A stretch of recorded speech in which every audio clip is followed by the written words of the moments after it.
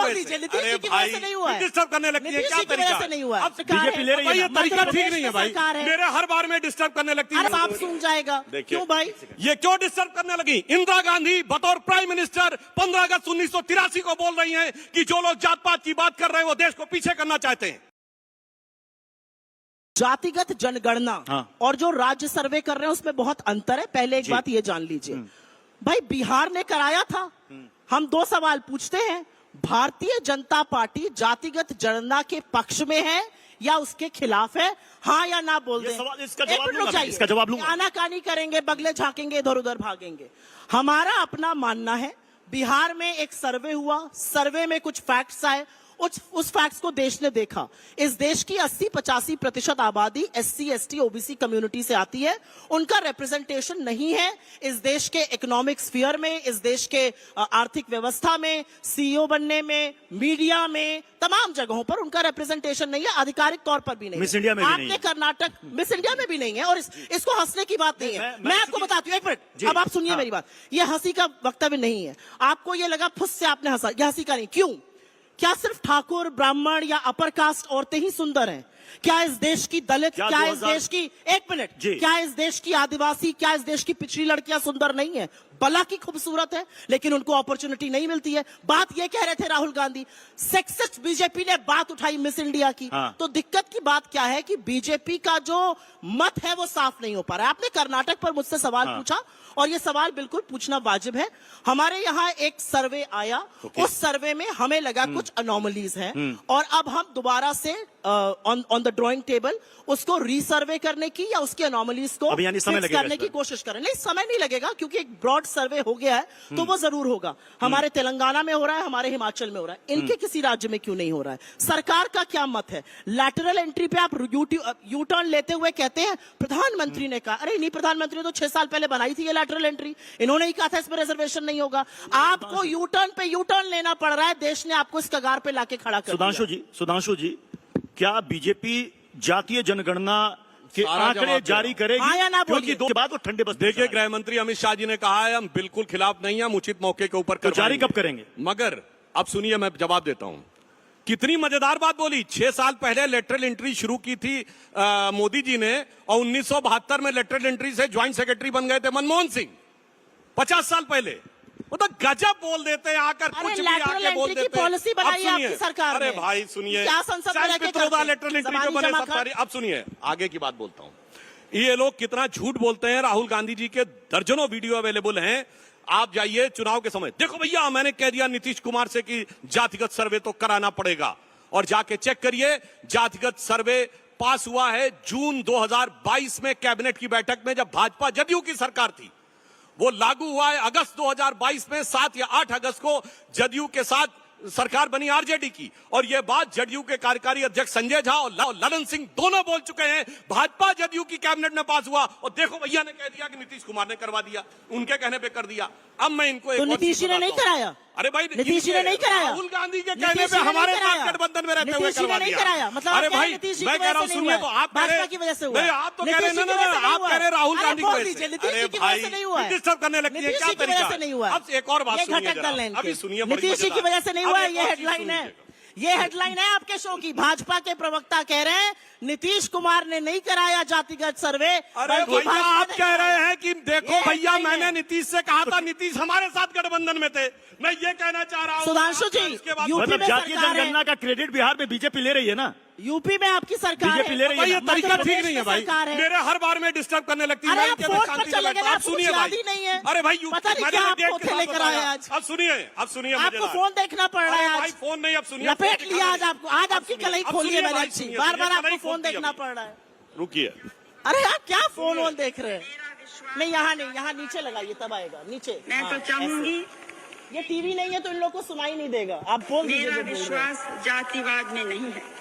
मैं तो नकल में भी अकल की जरूरत होती है। ये सब मैं करती हूँ, लेकिन टीवी पे करती हूँ तो आवाज पहुंच जाती है। यहाँ पर लोगों को सुनाई नहीं देगा। अपने को एक माने, इस महान देश के महान नागरिक अपनी तय को माने। किन बातों ने हमको पीछे रखा? कौन से रोड़े हमारे रास्ते में आए कि हम तेजी से आगे नहीं बढ़ सके? कुछ ऐसे लोग हैं, कुछ ऐसे तबके हैं सुधांशु जी, यूपी में सुनते सरकार रहिए, है, सुनते रहिए। मध्य प्रदेश में है, शांत रहिए, सुनिए, तमाम मैं आपको जगह डिस्टर्ब नहीं सरकार कर रहा है, था। छत्तीसगढ़ में कराइए ना जातिगत सर्वे, वहां पर सर्वे का नाम सुन के सांप सूंघ जाएगा। देखिए, क्यों भाई? ये क्यों डिस्टर्ब करने लगी? इंदिरा गांधी बतौर प्राइम मिनिस्टर 15 अगस्त 1983 को बोल रही हैं कि जो लोग जात पात की बात कर रहे हैं वो देश को पीछे करना चाहते हैं। बोलिए, इंदिरा गांधी सही या राहुल गांधी सही? इंदिरा गांधी के जमाने में नारा होता था जात पे न पात पे, इंदिरा जी की बात, इसलिए आपने डिस्टर्ब किया, मुझे पता है, और ये मैं वीडियो आपको दे दूंगा। ये लाल किले की प्राचीर से बोला गया बयान है। एक दौर में नारा होता था, सुनिए, ये जातिगत जनगणना रुकवाई किसने? नेहरू ने, क्योंकि अंग्रेजों के जमाने तक तो होती थी। और शुरू किसने करवाई थी, अभी बताऊं, Herbert Risley, British census commissioner, 1901 में 2378 जातियां। लच्छेदार झूठ नहीं, एक एक फैक्ट बोल रहा हूं। रुकवाई नेहरू ने। नेहरू का 61 का लेटर है सारे चीफ मिनिस्टर्स को कि वो रिजर्वेशन के खिलाफ है, पर्टिकुलर नौकरी में, क्योंकि इनकॉम्पिटेंसी बढ़ाती है। अब आइए, इंदिरा जी के जमाने में नारा है जात पे न पात पे, इंदिरा जी की बात पे मोहर लगेगी हाथ पे। अब आइए, 6 दिसंबर 90 को Rajiv Gandhi ji floor of the house पे कहते हैं कि वो रिजर्व मंडल का विरोध करते हुए कहते हैं कांग्रेस पार्टी जात पात में विश्वास नहीं करती है। और अब ये जानते क्यों आए? आपको बात बताऊं, वक्त के साथ बदलता आपने किसी का चेहरा इतना नहीं देखा होगा।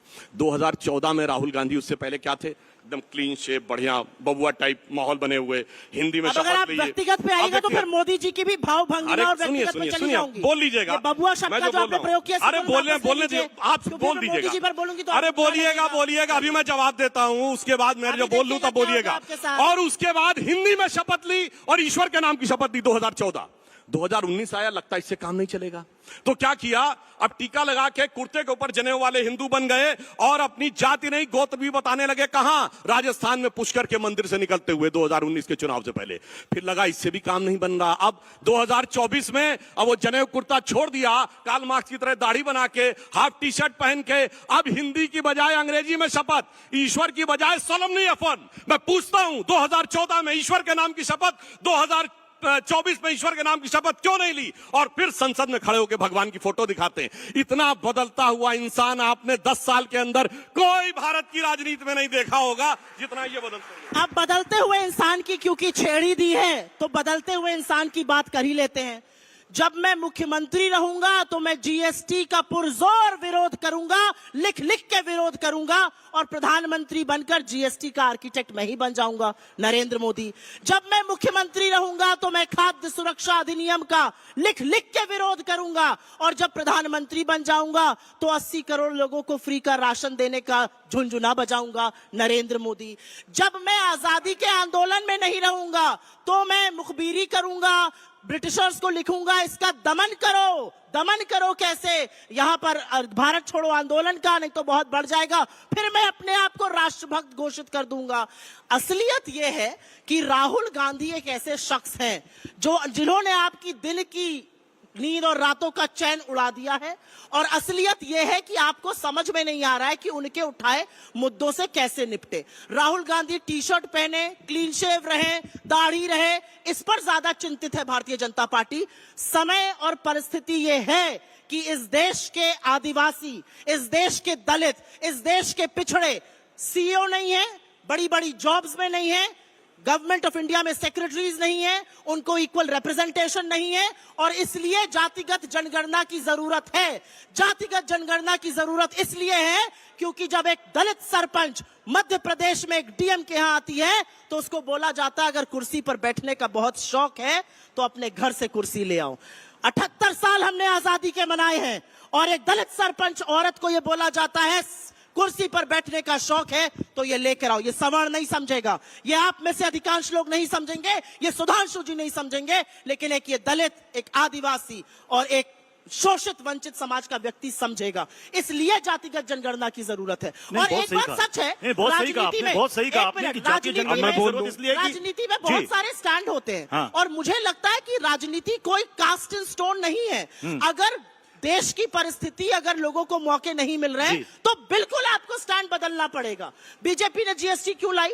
बीजेपी ने विमेंस रिजर्वेशन बिल क्यों लाई? क्योंकि पहले जब राजीव गांधी पंचायती राज लाए और उसमें विमेंस रिजर्वेशन की बात थी, 5 वोट से वो हराया गया था, 5 बीजेपी के लोग थे, इसके खिलाफ थे, अब लेकर आए। तो मेरा अपना मानना है कि राजनीति में राजनीति is a dynamic thing, it ठीक है। Must change. ठीक है। इफ इट इज नॉट नहीं, चेंजिंग, जातीय जनगणना बहुत नहीं, जातीय जनगणना की जरूरत है, क्योंकि इसी के आधार पर आपको आरक्षण का कोटा तय करना है। 1931 के आंकड़े, देश की आजादी से पहले के आंकड़े। एक मिनट में बात करने, एक फैक्ट, मंडल कमीशन के विरोध में ये भी थे, पूछिए इनसे। आज जो बड़ी बड़ी छात्र मंडल कमीशन के विरोध में थे। कांग्रेस भी रही शासन में लंबे समय तक, बीजेपी भी रही, फैक्ट। क्यों नहीं हुआ अभी तक? अभी इन्होंने बोला कि पंचायती राज राजीव गांधी लाए, 5 वोट से गिर गया, 5 वोट बीजेपी के थे, बीजेपी के सांसद ही 2 थे। बोलो भाई, कुछ भी बोलने लगती है। राजीव गांधी के जमाने में बीजेपी के सांसद ही 2 थे, राजीव गांधी का हम पकड़ लिया गया झूठ। छोड़िए, आपके जैसे लोगों ने बोलने लगती है। झूठ आज तो सुनिए, आपका अब बताता हूँ। 2011 में जनगणना हुई, इनकी सेंसस कराई। भारत सरकार में 140 सेक्रेटरी थे। कितने थे बताइए? SC ST, SC 0, ST 2। किसकी सरकार थी? अभी हमारे कैबिनेट, अब आप देखिए, आप बोल रही थी, मैं एकदम शांत रहा, आपने अपने टर्न पे बोलिए। अभी भारत सरकार के कैबिनेट सेक्रेटरी बने हैं, बता रहा हूं, उसका भी जवाब दे रहा हूं। देखिए, भारत सरकार का सेक्रेटरी यूपीएससी में सेलेक्ट होकर प्रमोशन के द्वारा एक स्टेज के बाद 26-27 साल के बाद पहुंचता है। ये कांग्रेस का अध्यक्ष पद नहीं कि पैदा होते ही सीधे अध्यक्ष बन गए, वो एक प्रक्रिया के थ्रू होता है। आज भारत के जो कैबिनेट सेक्रेटरी हैं वो 1987 बैच के हैं। 87 में आपकी पार्टी नहीं, आपके पिताजी की सरकार थी। बताइए कितने SC ST OBC थे? अरे उन्हीं में से तो बनेंगे आके। अगर आपने उस समय रिजर्वेशन दे दिया होता, काका का लेकर कमेटी की